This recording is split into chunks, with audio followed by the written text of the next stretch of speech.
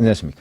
2022년 12월 23일 최병우의 팩트 시작하겠습니다. 검찰이 이재명 대표에 대해서 28일 검찰에 출두해서 조사를 받아라 이렇게 통보를 했더니 이재명 대표가 거기에 응할지 불응할지는 아무 얘기를 하지 않고 그리고 윤석열 정부에 대해서 입에 담지 못할 비난을 퍼붓는 등 이상 행동을 보이고 있습니다. 완전히 이성을 상실한 듯한 태도를 보이고 있는데, 자, 이렇게 되면 이제 궁금하신 부분이 이재명이 과연 윤석열 정부의 그 수사에 어떻게 대응할 수 있을 것인가, 이런 부분이 아마 궁금하실 겁니다. 그 대응은 과연 효과적일까, 뭐 이런 부분이 있는데, 자, 오늘 강원도 도당회의실 현장 최고위원회의를 했는데 여기서 거의 제가 아까 이성을 상실한 듯한 발언이라고 했죠. 윤석열 정권의 망나니 칼춤을 좌시하지 않겠다. 파렴치한 야당 파괴 조작 수사의 최전선에서 당당히 맞서고 싸워 이기겠다.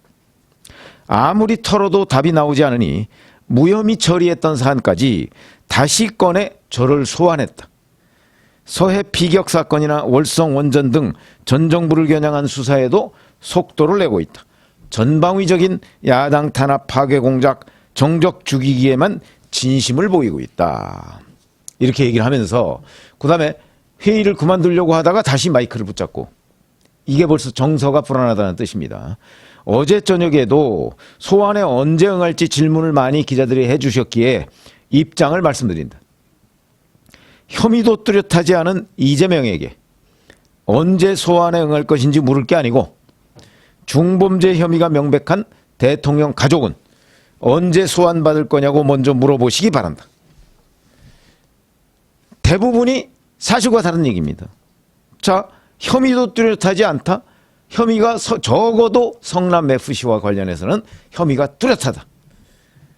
그러면 중범죄 혐의가 명백한 대통령 가족? 장모는 벌써 다 재판에 넘어가서요. 뭐 일부는 지금 2심 재판 받고 있고 일부는 무죄가 나왔고, 그 다음에 대통령 부인, 지금 윤석열 대통령의 부인은 문재인 검찰이 아예 부르지도 못했습니다. 그런데 뭘 혐의가 명백하다는 거죠? 다 거짓말이죠. 이런 거짓말을 마이크 붙잡고서 마구 하는 것을 보면, 아, 이재명 대표가 겁을 먹었구나. 겁을 먹었구나 하는 걸 뚜렷하게 느낄 수 있는 대목입니다. 요즘에 뭐 밤잠도 잘 못 잔다는 거 아닙니까? 당연하겠죠. 범죄 혐의에 대해서 가장 잘 아는 사람은 이재명 대표 본인입니다.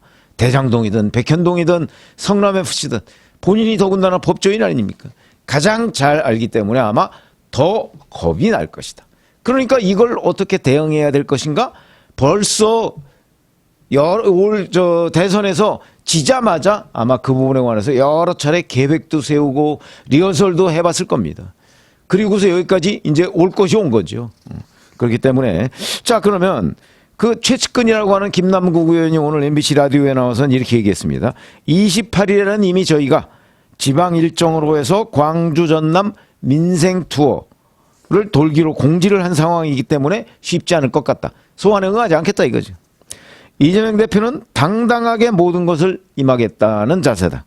최고위원회의나 아니면 가까우신 분들 그리고 또 고문님들 여러분들의 의견을 들어서 결정을 할 것 같다. 이렇게 얘기를 해서 이거를 이제 언론에서는, 자, 그러면 28일엔 못 나가지만 내년으로 넘겨서 내년 언젠가에는 출두해서 당당하게 검찰 혐의에 대해서 설명을 할 것이다 라고 해석을 하는데, 저는 그렇게 생각 안 합니다.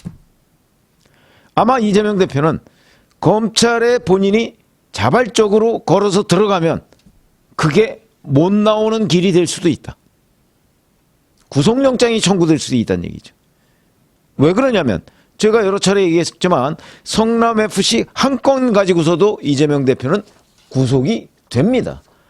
과거 용인시장 정찬민 현 국민의힘 의원 법정 구속돼 있죠. 현재 제3자 뇌물죄입니다. 그거하고 구조가 완벽하게 똑같습니다. 그렇기 때문에 아마 검찰이 구속영장을 청구하면 법원이 발부할 가능성이 꽤 높습니다. 이거 한 건만 가지고도 그렇다는 거죠. 그걸 누구보다 이재명 대표가 잘 알기 때문에 검찰에 들어가기가 싫은 거죠.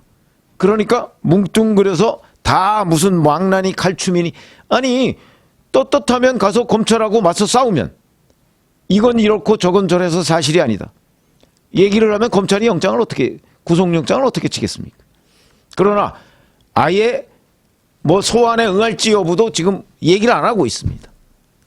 그래서 자, 우선 대응을 하는 방법은 두 가지가 있을 수 있습니다.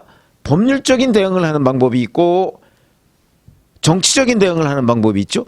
법률적 대응은 수사 단계의 대응이 있고 나중에 법원 단계의 대응이 있습니다. 법원 단계의 대응은 간단하죠. 재판할 때마다 나가서 본인 뭐 증인이나 이런 사람들 통해서 본인의 무고함을 입증하면 되는 거고요. 재판 단계에서의 대응은 어찌 보면 간단합니다. 그런데 이제 수사 단계의 대응이거든요. 지금 현재는. 자, 그러면 지금 이제 소환에 불응했습니다. 그러면 검찰이 어떻게 할까요? 이제 조율을 하려고 하겠죠. 언제 나오시겠습니까? 이렇게 물을 겁니다. 그랬더니 그러면 이재명 대표는 계속 28일에는 뭐 어디 현장 뭐가 있고요. 뭐 3월 또 1월 며칠에는 또 뭐가 있고요. 계속 조율이 안 될 겁니다. 그러면 언제까지 검찰이 기다리겠습니까? 그러니까 그러면 또 한 번 검찰이 아마 일반적으로 피의자를 부르는 것과 마찬가지로 자, 그러면 1월 뭐 12일 날 나와주세요. 또 이렇게 통보를 할 겁니다. 그러면 또 불응하겠죠. 그러면 이제 검찰은 결정을 해야 됩니다. 자, 이거를 체포동의안을 청구해야 될 것인가? 아니면 이렇게 계속 안 나오니까 안 나온다는 사실을 국민 앞에 공표하고 그리고 나서 안 나오면 할 수 없다. 그러면 서면 조사로 대체하겠다. 그래서 서면을 보내서 조사를 완료하고 불구속 기소하는 방법. 그러면 이재명 대표는 소환에 이재명 대표 쪽에서 보면 소환에 계속 불응하는 방법. 그리고 서면 조사에는 응하는 방법. 이런 게 있을 수 있겠죠.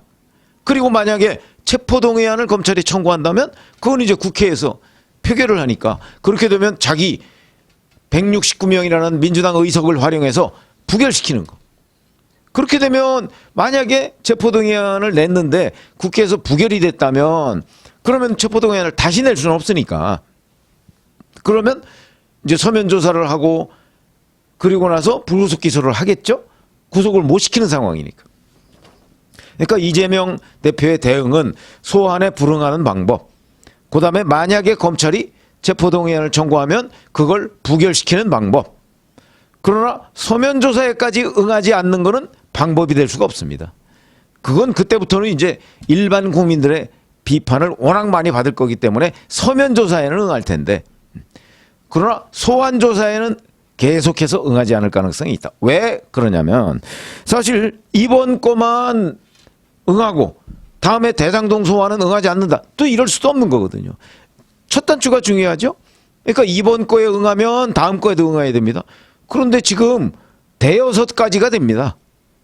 이재명 대표와 연관된 수사가.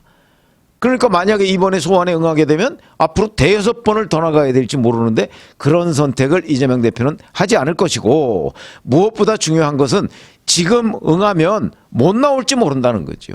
그 겁을 먹고 있는 겁니다. 그러니까 거의 비명에 가까운 반응이 나오고 있는 겁니다. 제가 보기에는 그런 판단이고요. 겁먹었다 이거죠. 겁먹었다. 그렇기 때문에 법률적 대응을 할 방법이 몇 개가 없습니다. 이러다 보니까 법률적 대응에 한계를 느끼고 그러니까 기껏해야 검찰이 뭐 체포동의안 하면 부결시키고 소환하면 불응하고 뭐 이런 대응 카드밖에 없는 거죠. 다른 카드가 없습니다. 어차피 이거에 관해서 적극적으로 조치를 취하는 거는 검찰이고 본인은 거기에 대항하는 것밖에 없는 거죠. 뭐 소환에 뭐 불응한다든가 뭐 체포동의안 하면 국회에서 부결시키든가 그 방법 외에는 없습니다. 하나하나 팩트로 반박해봤자 어차피 검찰이 믿지 않거든요. 그렇기 때문에 법률적 대응 카드는 그거밖에 없다. 그러면 이제 법률적 대응 카드가 마땅치가 않기 때문에 정치적 대응 카드로 나가는 겁니다. 정치적 대응 카드. 그럼 정치적 대응 카드는 다양하게 가지고 있느냐? 그렇지 않습니다. 정치적 대응 카드라는 게 뭡니까? 결국 자기 지지자들을 규합해서 검찰이 뭐 얘기했을 때 뭐 검찰청 앞에 가서 시위를 한다든가 아니면 뭐 무슨 촛불 행동 뭐 이런 데하고 같이 해서 뭐 규탄 대회를 한다든가 장외 집회를 한다든가 이런 거밖에는 방법이 없죠. 그러면 규탄 대회나 장외 집회의 가장 큰 원군이 누굽니까? 민노총 같은 데일 거거든요. 민노총. 근데 민노총 지금 제 코가 석자입니다. 노조개혁, 노동개혁, 윤석열 정부가 지금 추진하고 있죠. 그 노동개혁의 핵심은 뭐 채용비리 뭐 이런 거 또 있지만 회계 투명합니다. 그러면 우리 이런 거 한번 생각해 보시죠. 박근혜 전 대통령과 관련한 촛불 집회 때 그 촛불 집회 누가 주최했죠? 민노총이 주로 주최했습니다. 민노총이 주최할 때 돈이 얼마나 들죠? 그게 뭐 비공식적인 통계지만 1회 집회에 3억 원씩 썼다는 얘기들이 있습니다. 그러면 수십억을 썼겠죠. 박근혜 전 대통령 그 뭐 탄핵 또는 뭐 규탄하는 그런 촛불 집회에 민노총이 수십억을 썼을 겁니다. 그거 물론 모금을 했겠지만 수십억을 썼을 겁니다. 만약에 민노총 회계가 투명화되어 있다면 민노총이 그런 촛불 집회에 돈을 1회에 3억 원씩 쓸 수 있었을까요? 못 쓰죠. 그래서 제가 보건된 촛불 집회 지금 윤석열 대통령 퇴진을 위한 촛불 집회 같은 것도 열리고 있습니다. 거기에도 돈이 들죠. 그건 누가 감당할 수 있을까요? 아마 거기에도 노조의 돈이 상당 부분 들어갈 가능성이 있습니다. 그럼 민노총 회계 투명화 뭐 이런 거 이제 앞으로 뭐 물론 궁극적으로는 법으로 확정이 돼야 되겠지만 이런 부분에 관해서 정부의 압박이 강해지면 민노총도 운신의 폭이 줄어들 수밖에 없다. 그러다 보니까 촛불 집회뿐만 아니고 민노총 등등 소위 민주당의 우군 이 사람들의 활동성이 떨어질 수밖에 없습니다. 노동개혁 이 추진으로 인해서 그렇게 되면 요즘에 뭐 촛불 행동이라는 데서 주말마다 뭐 합니다. 여기저기서 집회 그 숫자 얼마 안 됩니다. 언론이 거의 관심을 갖지 않을 정도로 미미합니다. 그게 윤석열 정부의 노동개혁과도 연관이 있을 수 있고 이재명 대표 측 아무리 봐도 너무 사실관계가 명확한 것 아닌가? 뭐 하는 것들 때문에 동력이 떨어지고 있는 거죠. 그렇게 본다면 이재명 대표의 정치적 대응이라는 거는 결국 뭐 개딸들 뿐만 아니고 뭐 친문 뭐 이런 사람들까지 다 해서 당을 단일 대오로 뭉치고 우군들까지 다 끌어모아서 윤석열 정부 검찰의 수사에 대항을 해야 되는데 이 우군들이 지금 꽤 무너지고 있다는 얘기죠. 노동개혁뿐만 아니고 동력 자체가 윤석열 정부가 지금 이제 7개월 남짓 지났습니다.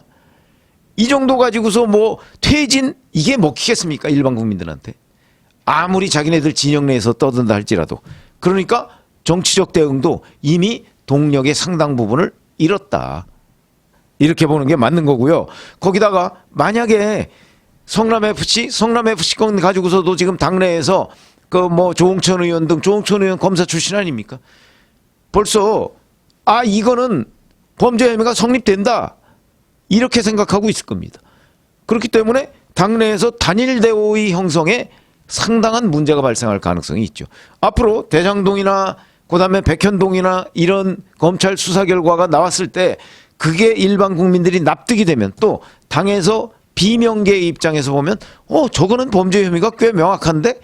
라고 하면 단일 대오도 무너질 가능성이 있습니다. 민주당의 단일 대오도. 그렇게 되면 이재명 대표는 민주당 내에서도 지원을 제대로 못 받고 당 밖의 우군들한테도 지원을 제대로 못 받을 것이다. 그래도 이재명 대표는 꿋꿋하게 아마 본인이 뭐 지금 뭐 망나니 칼춤 운운해 가면서 대응을 하려고 하겠지만 민주당은 그럴수록 더 깊은 수렁에 빠지고 그러니까 이재명 대표의 정치적 대응 카드도 효력이 점점 떨어질 가능성이 높다는 거죠. 그래서 제가 이재명 대표의 대응 카드 법률적, 정치적 그다음에 법률적으로는 이런 게 있다. 그런데 어느 하나도 이재명 대표한테 가장 효율적인 카드가 없습니다. 그러니까 답답하고 그러니까 겁을 먹은 것이고 그러니까 바로 이런 이성을 상실한 반응이 나오게 돼 있다. 앞으로 더욱더 그럴 겁니다. 대응 카드가 마땅치 않으니까. 그러니까 결국 국민을 향해서 거의 비명에 가까운 이런 막말을 쏟아낼 수밖에 없는 이유는 카드가 마땅치 않다는 거죠.